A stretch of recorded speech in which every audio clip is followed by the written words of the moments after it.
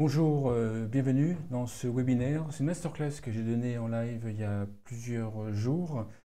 Certains d'entre vous l'ont peut-être déjà vue. Celle-ci est amplifiée, agrandie, avec plus de détails. Donc l'idée c'est de développer des outils et de présenter des outils sur comment briser le plafond de verre des produits Silver Eco. Donc qui nous sommes, le senior stratégique d'une agence de conseil qui est sur le marché des seniors. AGacademy.org, c'est le cercle, un réseau d'affaires pour les dirigeants d'entreprise.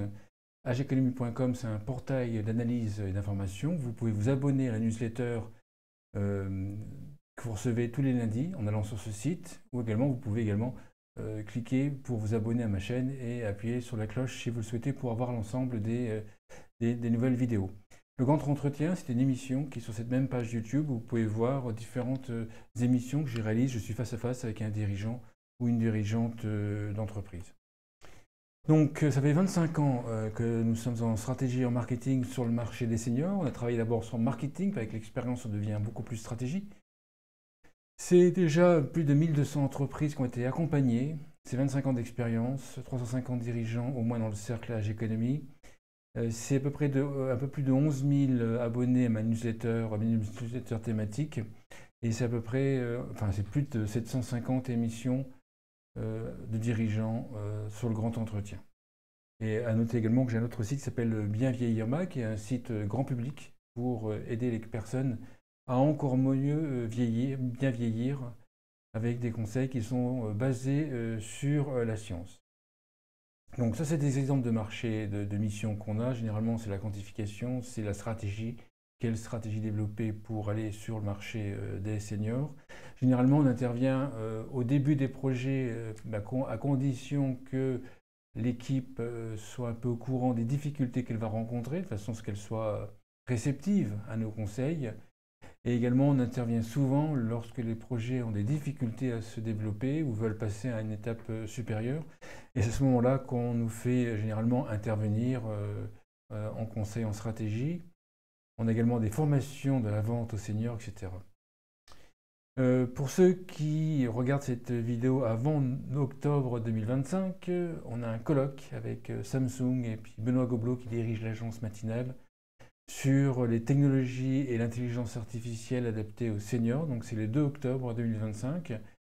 Vous pouvez regarder colloque50plus.com pour avoir des informations et on va réunir 80 dirigeants qui vont échanger sur l'avenir des technologies et l'apport de l'intelligence artificielle pour l'innovation, pour répondre aux besoins et aux attentes des plus de 60 ans. Le premier point que je voulais partager dans cette vidéo, déjà, c'est quand on dit briser le plafond de verre de la Silver Eco, la première chose qu'il faut d'abord définir, c'est qu'est-ce que nous appelons, ou qu'est-ce que j'appelle les produits et les services Silver Eco, parce qu'il y a plusieurs définitions. La Silver Economy est un concept, pour moi c'est un concept ou une thématique qui est apparue en 2013. Bien sûr, c'est pas en 2013 que les seniors existaient, il y avait bien sûr le marché des seniors qui existait avant et je vais vous expliquer un petit peu la différence. En 2003, j'avais développé une matrice que j'ai appelée la matrice comme GI. Sur l'axe horizontal, vous avez le produit, votre produit que vous développez. Si il est spécifique pour les seniors, il sera plutôt sur la droite de cette matrice. Si il est acheté par toutes les générations, dont les seniors, il sera plutôt à gauche de cette matrice. Et ensuite, vous avez deux possibilités de le communiquer. Soit vous le communiquez en disant clairement que c'est pour les seniors, en employant le terme senior, ou en disant que c'est pour les plus de 60 ans, par exemple. Par exemple, la carte senior de réduction, par exemple, dans la SNCF, par exemple, c'est une carte pour les seniors et qui s'adresse aux seniors. Donc dans ce cas-là, on est en haut à droite. Et en bas, c'est qu'on ne cible pas les seniors, même pour une offre senior, on ne cible pas les seniors par leur identité de senior, mais on va cibler par rapport à un bénéfice qui va résonner chez les seniors sans dire que c'est pour eux les seniors. Et pour moi, la Silver Economy, c'est tout ce qui est à droite. C'est-à-dire qu'en fait, c'est les produits et les services conçus pour les seniors et consommés majoritairement pour les seniors. Donc on retrouve l'aménagement de la salle de bain ou du domicile plus généralement, les actions de prévention, les gérontechnologies ou la gérontechnologie, la téléassistance, l'habitat senior, l'alimentation pour les seniors, la santé, l'univers du bien vieillir plus généralement.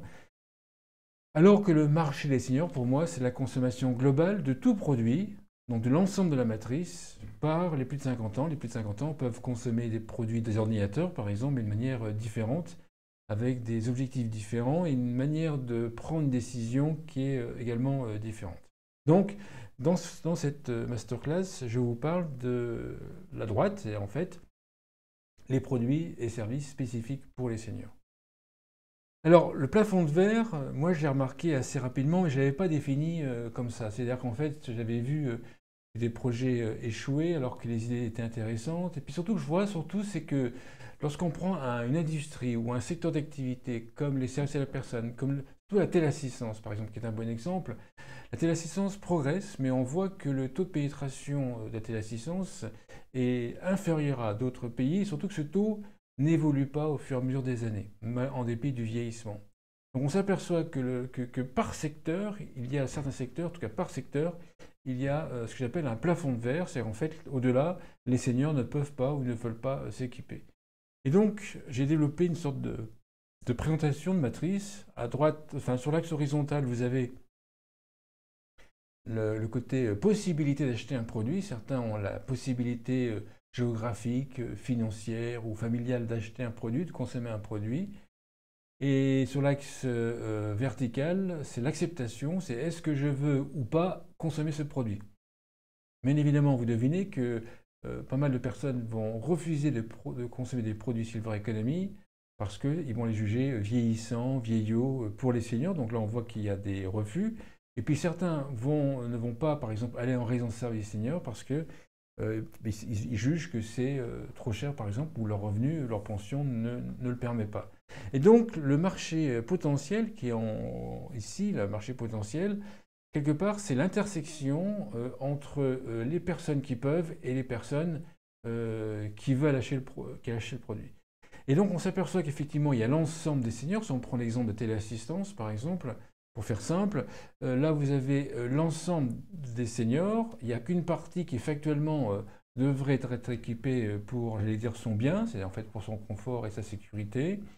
Par contre, on a ici que un nombre moyen, limité de personnes qui utilisent effectivement la téléassistance, qui est constituée par l'union, quelque part, enfin l'intersection plutôt, l'intersection entre les personnes qui peuvent et les personnes, l'union plutôt, c'est l'union, les personnes qui peuvent et les personnes qui veulent acheter un produit, puis ça c'est la part de marché d'une entreprise en particulier.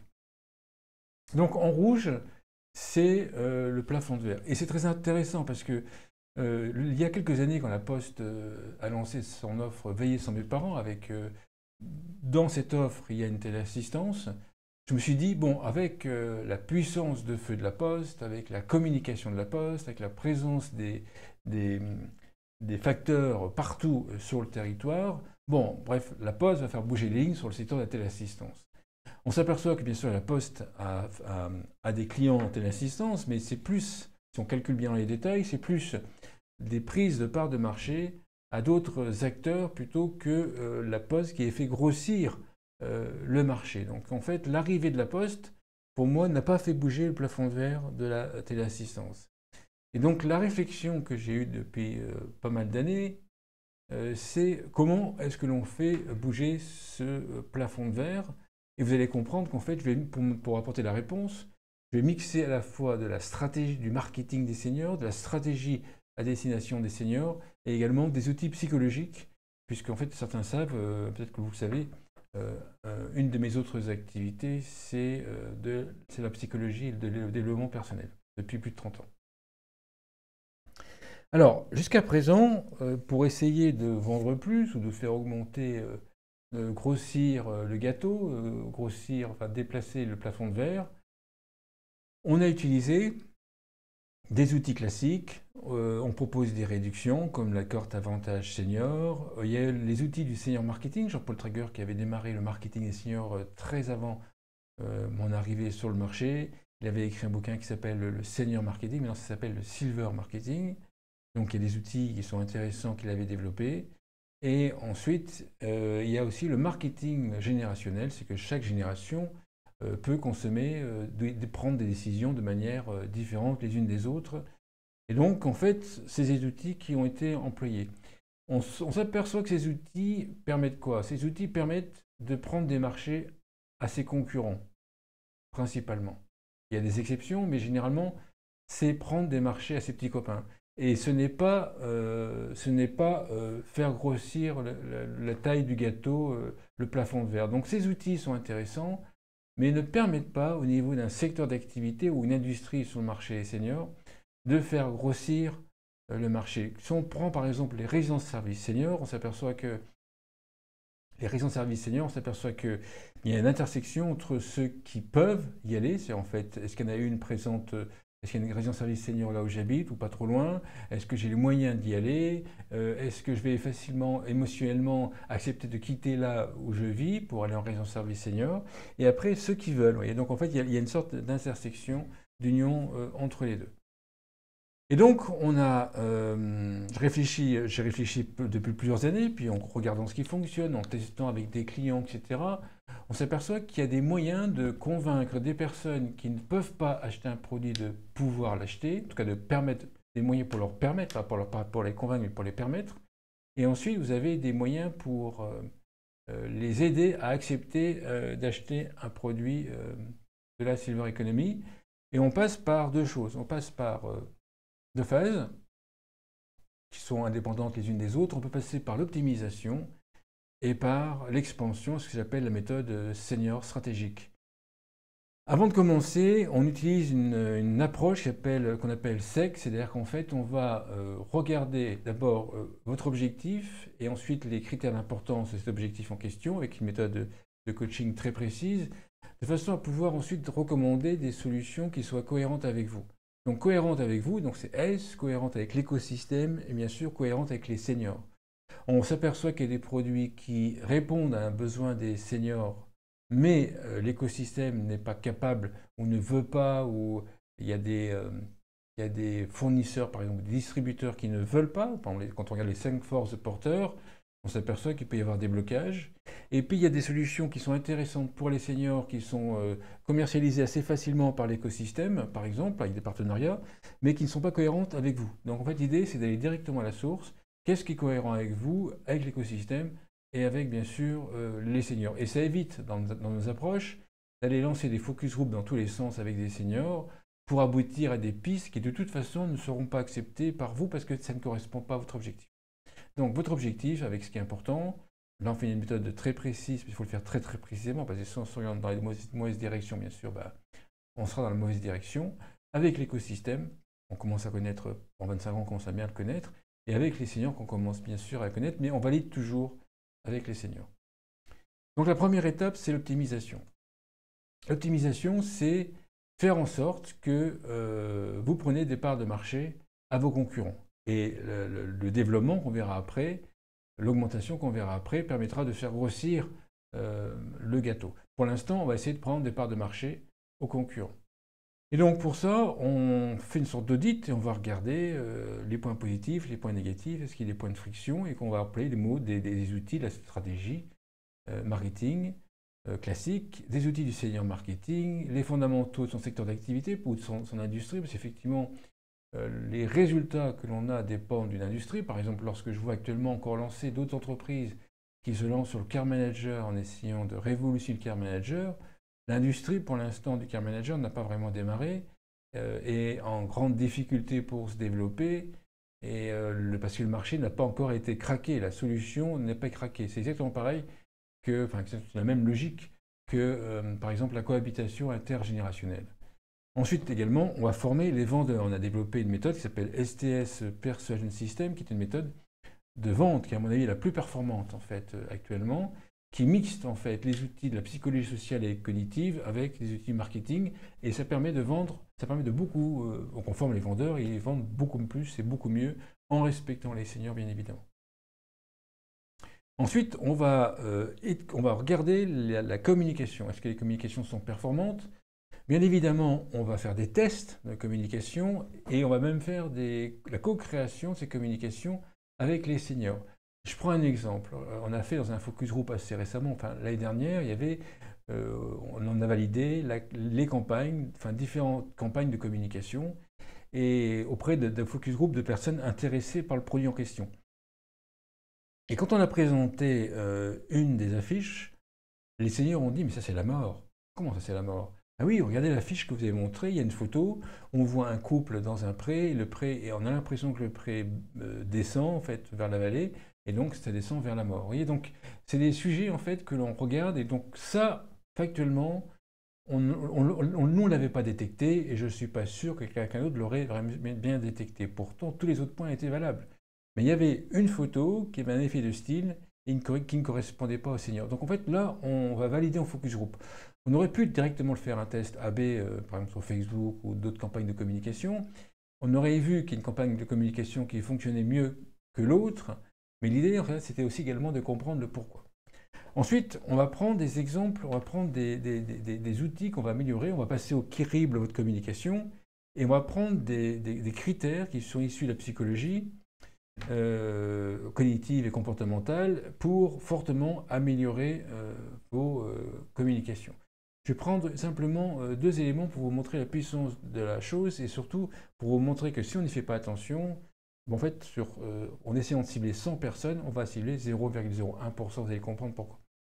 Le tri information. Si moi je vous raconte vos vacances, si vous me racontez vos vacances, vous allez pouvoir me dire ce que vous avez fait, avec qui vous l'avez fait, où est-ce que c'était, ce que vous avez appris et les prix, combien ça vous a coûté. Généralement, l'être humain n'est pas capable de gérer les 5 d'un coup. Donc en fait, on va en gérer 3 d'un coup. Donc vous voyez, c'est 5 puissance 3 possibilités entre les individus. Si votre campagne de communication est faite par une personne qui a un tri d'information, ce qu'on appelle un tri d'information précis, il y a très peu de chances que ça corresponde au tri d'information de votre cible ou de vos différents personas. Donc, ce que l'on fait, c'est qu'on va valider que la campagne de communication réponde bien à ces 5 critères.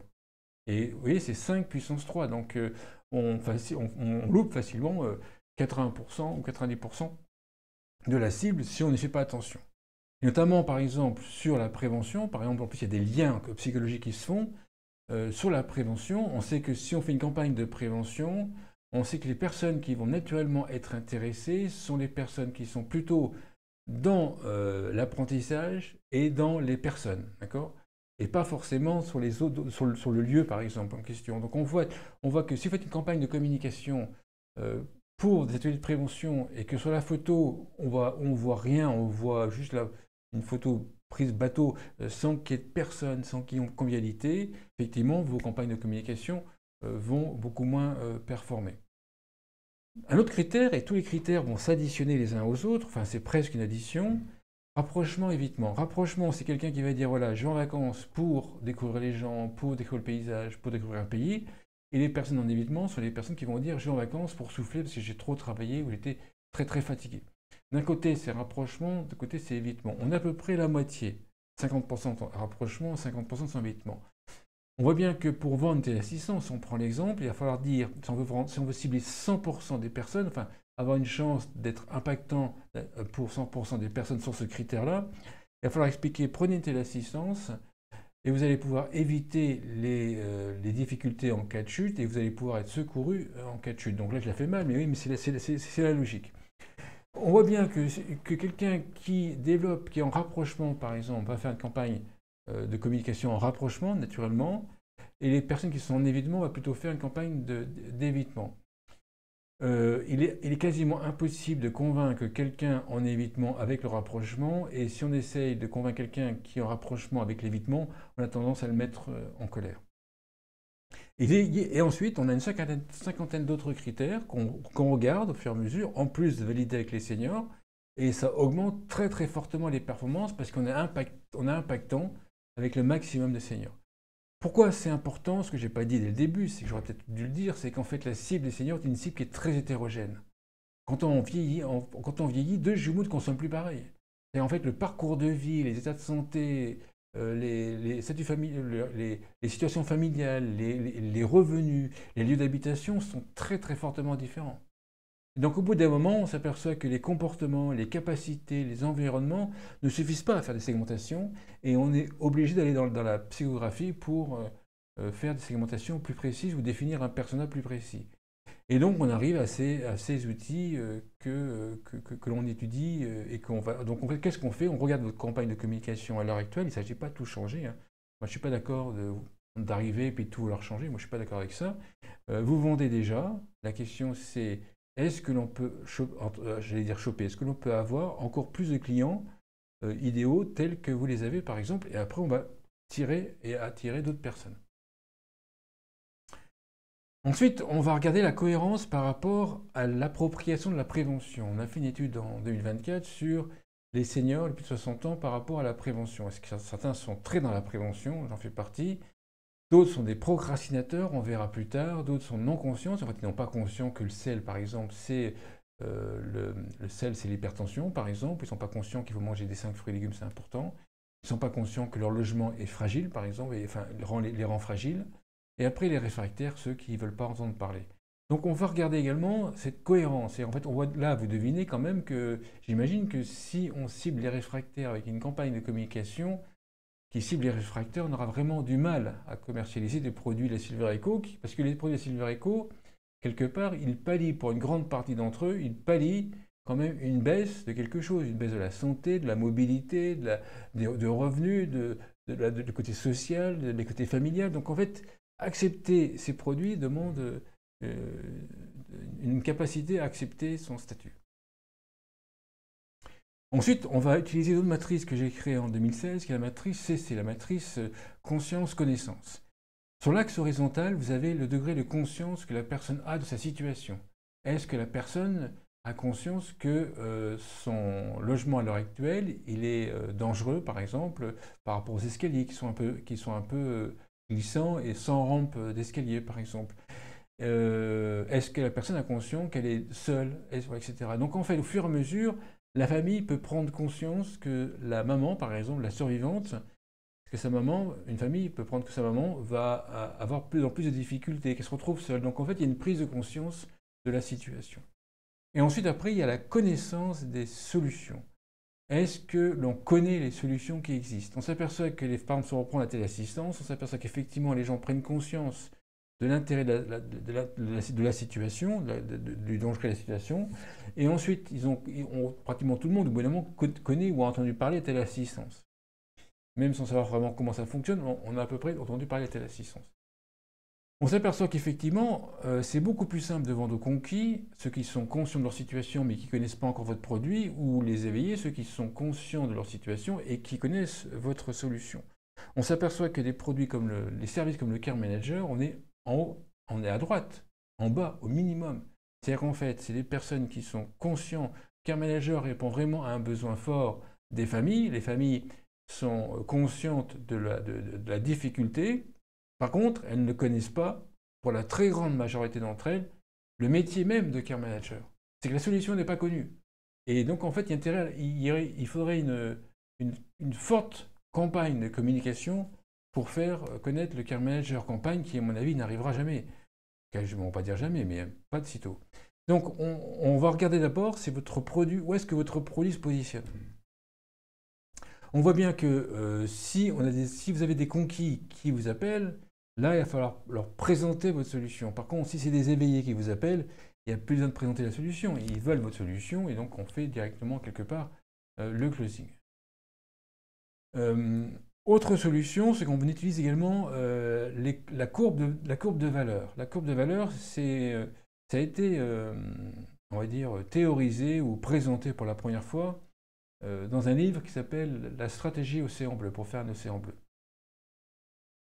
Donc pour vous l'expliquer comment nous on l'aborde, j'ai pris l'exemple des salles de sport.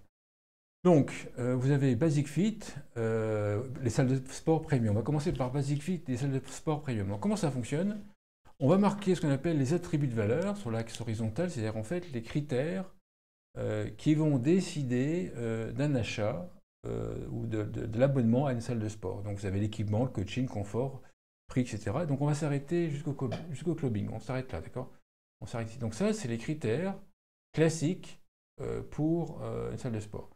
Et vous regardez Basic Fit, qui est plutôt, on va dire, low cost, comme Keep Cool, où je suis, Basic Fit, ben en fait, le coaching, il y a assez peu de coaching, il y a très peu de coaching. Le prix, c'est très très bien. L'accessibilité, les salles sont ouvertes à forte amplitude. Communautaire, si on ne fait pas d'effort pour parler, bof. Amplitude horaire, etc. La salle premium, c'est ici, on voit bien que le prix, c'est moins bien, mais par contre, le confort est plus important, le coaching est plus important également, les salles premium. Et donc, on a une nouvelle salle de sport, une chaîne de sport qui s'appelle One Air et qui est ouverte et qui a voulu se démarquer. C'est en fait, comment ça fonctionne? C'est qu'en fait, l'idée, c'est que on va ajouter des critères de valeur pris dans d'autres secteurs d'activité. On va augmenter certains critères de valeur, on va diminuer certains critères de valeur et on va supprimer d'autres critères de valeur. Et on voit bien par exemple qu'ils ont rajouté le clubbing, le design, la beauté des membres. Alors ça c'est moi qui l'ai ajouté pour le deviner. On s'aperçoit que One Air c'est une sorte de mixte entre une salle de sport avec un clubbing, c'est-à-dire en fait la musique du DJ est à fond, pour ceux qui ont déjà fait des tests chez One Air. Et ensuite, le design est très très beau et chaque endroit est différent l'un de l'autre. C'est-à-dire en fait, c'est pour que ce soit instagrammable. Vous voyez, donc en fait, on va cibler une catégorie de personnes qui veut se prendre en photo. Donc en fait, ils ont fait l'antithèse de Keep Cool. Ce qui est intéressant en faisant ça, c'est qu'en fait, One Air ne peut pas être copié par Basic Fit, ni Keep Cool, ni Full Time Fitness. Pourquoi est-ce qu'ils ne peuvent pas être copiés? Car en fait, pour faire simplement le design, il faudrait refaire l'architecture, enfin en tout cas l'agencement, la décoration de chaque salle de sport de Keep Cool, de Basic Fit et Full Time Fitness. Ils ne peuvent pas faire ça. Donc, ils se sont développés sur des attributs de valeur qui sont très différenciants, que les gens comprennent facilement et qui ne peuvent pas être copiés par d'autres concurrents. Et donc c'est comme ça qu'on fait par exemple un positionnement qui est très différenciant des autres. Donc en fait l'idée c'est de prendre votre secteur d'activité, on peut le faire ensemble, on réfléchit aux attributs de valeur, les attributs qu'on peut supprimer sans que ça baisse trop fortement la perception, la volonté de payer, la willingness to pay, donc la volonté de payer des personnes. Soit, en fait, on va diminuer dans certains critères, on va augmenter d'autres critères et on va en ajouter de façon à ce que ça soit vraiment différenciant et une offre vraiment différenciante qui soit difficilement comparable. C'est ça l'idée de base.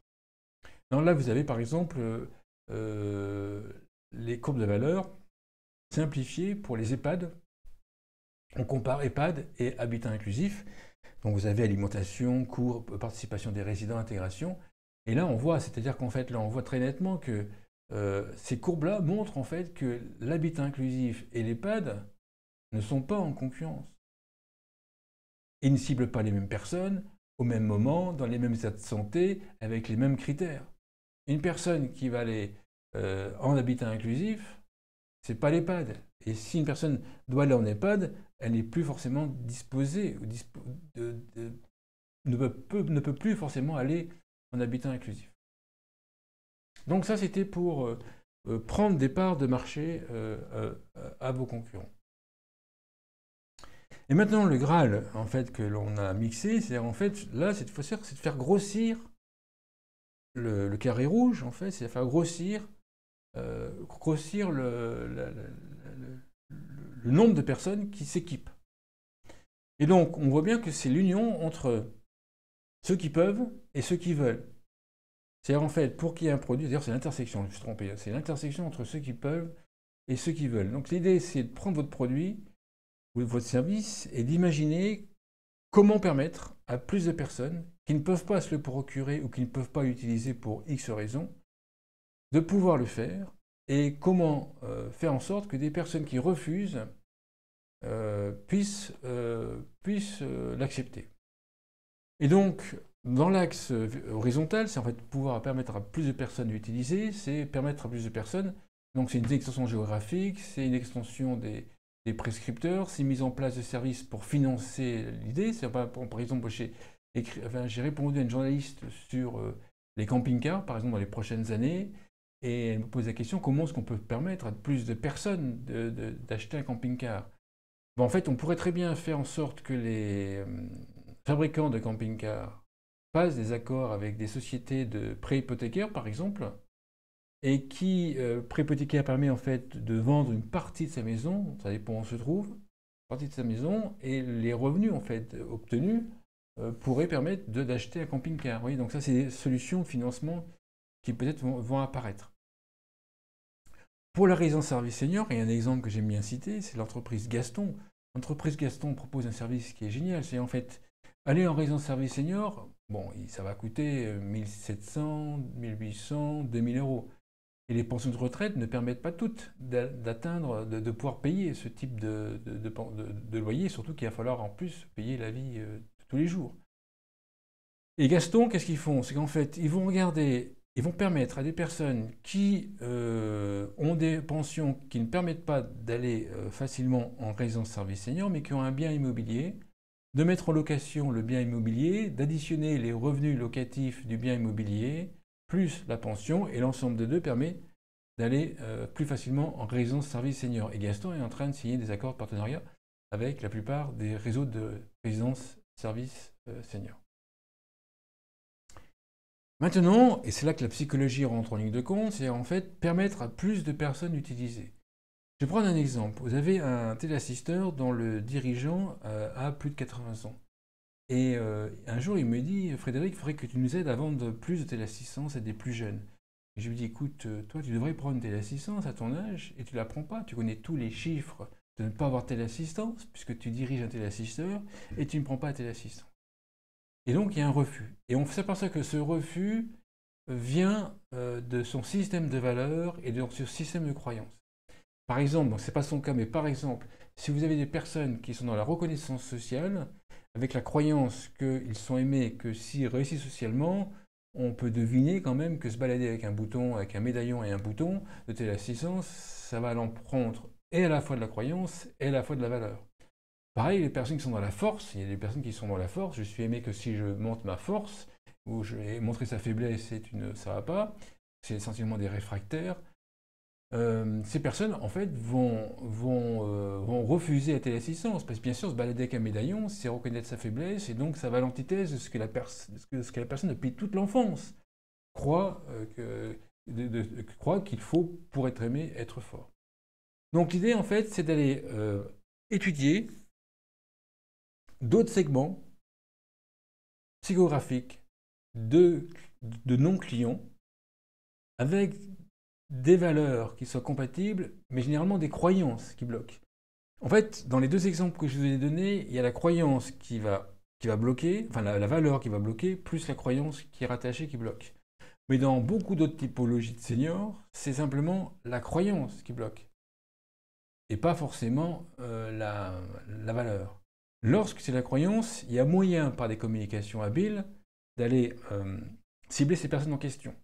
Donc comment est-ce que l'on fait? On fait des focus group avec ces personnes en question.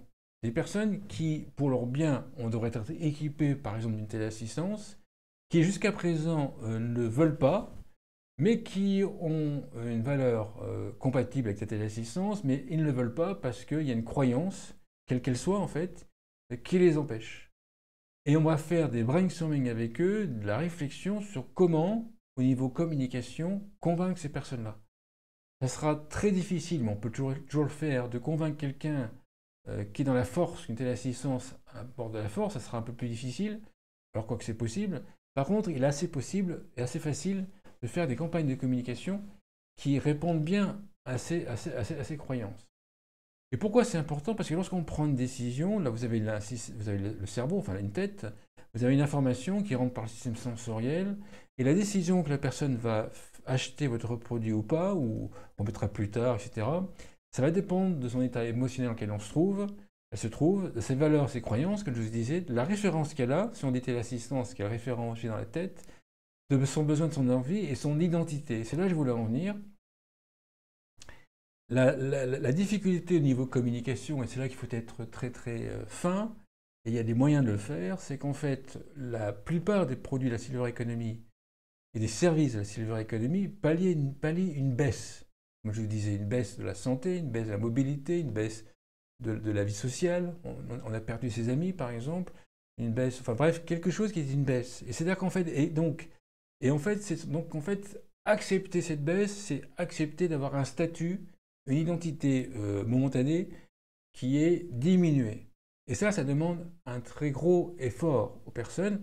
Et généralement, c'est pour ça que les personnes refusent.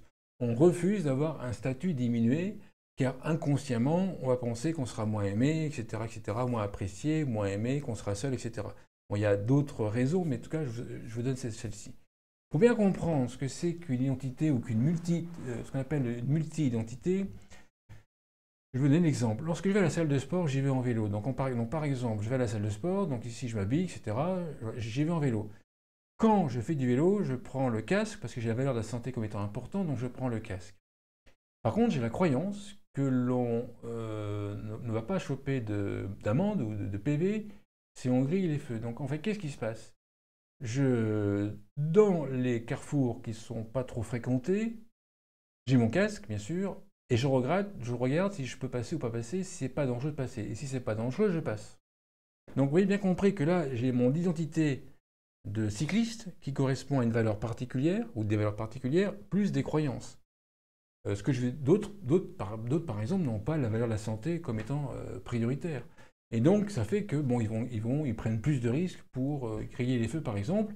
Et d'autres ont la valeur de la santé comme importante, ou n'ont pas la valeur de la santé comme importante. Par contre, ils ont peur de se prendre une prune en grillant les feux, ou alors de se faire disputer, crier dessus par des automobilistes, par exemple. Donc, ces personnes-là vont respecter le feu. Donc l'identité, vous voyez, l'identité, c'est l'identité plus ses valeurs, plus ses croyances. Quand j'arrive à la salle de sport ici, que j'étais éduqué à être poli, on va dire comme ça, j'ouvre la porte et là généralement il y a le coach et Vincent ou Eric. Et là je suis poli avec eux, je blague avec eux, mais je suis client de la salle de sport et donc je suis leur client. Et donc là je chope des croyances, une identité de le client avec les valeurs et les croyances qui vont.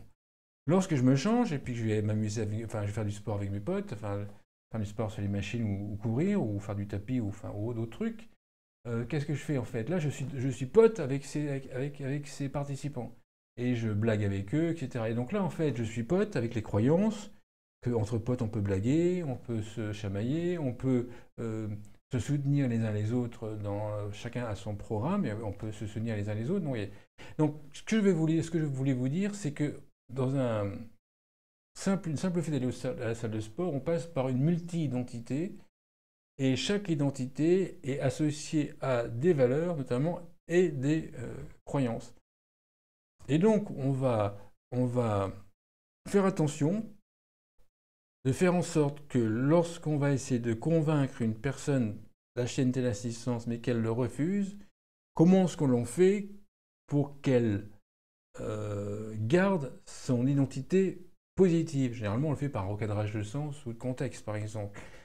Parce que sinon, on passe d'un profil de celui qui est à gauche à celui qui est à droite. Et la personne refuse. On voit que, par exemple, dans l'atelier, par exemple, on voit que des seniors refusent d'aller en activité physique adaptée. Parce qu'ils disent que c'est adapté, c'est pour les vieux. Et donc, on les voit à la salle de sport classique. Par exemple, c'est mon père, par exemple. Mon père va à la salle de sport classique, alors qu'il était allé quelques années auparavant à une fédération de la retraite sportive, une association de retraités sportifs. Maintenant, il va à la salle de sport classique. Donc, le passage d'une identité appréciée à une identité qui est dégradée, c'est une perte de statut. Et ça, en fait, les gens le refusent. Donc, ce qu'on va faire, c'est qu'on va, au niveau psychologique, trouver des moyens dans la communication de façon à faire à attirer d'autres personas en faisant attention à ce que leur identité ne baisse pas. Donc c'est ça, c'est un travail que je fais ou que nous faisons en psychologie. Et à la fin, on va, par exemple pour une telle assistance, vous avez, ou d'autres produits, mais tous les produits, après, c'est le vrai coup, c'est le même principe. Vous avez des gens qui achètent en préventif, d'autres en réactif, d'autres à d'autres profils, et après on va rajouter d'autres profils qui, pour leur bien, doivent être équipés et qui ne le sont pas. Et donc, on va additionner tout ça. Le challenge va être de faire en sorte que en une seule communication, on arrive à cibler l'ensemble des personnes. J'en parle dans d'autres vidéos et je voulais quand même faire une petite parenthèse ici. Si on veut cibler les personnes qui sont réactives, c'est en fait après un incident pour acheter un produit de la Silver Eco ou un service, là généralement il faut parler des difficultés que les personnes rencontrent, pour être très clair. Par contre, si on a cette stratégie de parler très clairement des difficultés qu'ils rencontrent, on va faire fuir une grande partie des profils acheteurs en préventif qui généralement sont plus nombreux en plus. Et pour cela, en fait, il faut être beaucoup plus soft. Donc, on a des outils qu'on a développés au fur et à mesure qui permettent d'être plus soft. Donc, on voit bien qu'il y a une difficulté à cibler à la fois les personnes en achat préventif que les personnes en achat réactif. Et donc, c'est ce challenge qu'il faut résoudre pour permettre de faire grossir, en fait, et de briser le plafond de verre. Donc, c'est vraiment là, en fait, qu'on brise le plafond de verre. Donc, vous avez compris qu'on utilise la psychologie au niveau des identités, des valeurs, des croyances, des références que la personne a par rapport à ce produit, et c'est en travaillant sur ces éléments avec des outils psychologiques qu'on adapte et qu'on emploie dans la communication, qu'on va permettre à qu'on va vous permettre de vendre à des personnes seniors qui jusque-là avaient refusé. Bien évidemment, avant de faire ça, il faut d'abord faire le plein des personnes qui acceptent votre produit et votre service. Donc voilà ce que je voulais vous dire. On a fait un guide qui résume cette méthodologie. Vous pouvez m'écrire un mail pour l'obtenir. Et si vous voulez un rendez-vous en visio, je prends quelques rendez-vous par an, par mois, j'en prends au maximum une quinzaine. Donc en fait, vous pouvez essayer de postuler pour un rendez-vous et on pourra échanger sur votre produit ou votre projet.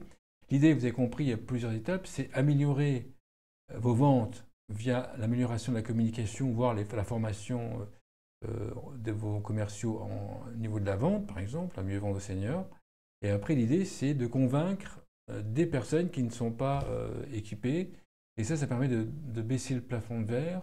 Et après avoir été formé ou accompagné, vous aurez votre chiffre d'affaires qui va augmenter simplement parce qu'on va simplement convaincre en plus d'autres personnes d'utiliser votre service ou votre produit. Je vous remercie d'avoir regardé cette vidéo jusqu'à la fin. Merci beaucoup et à bientôt.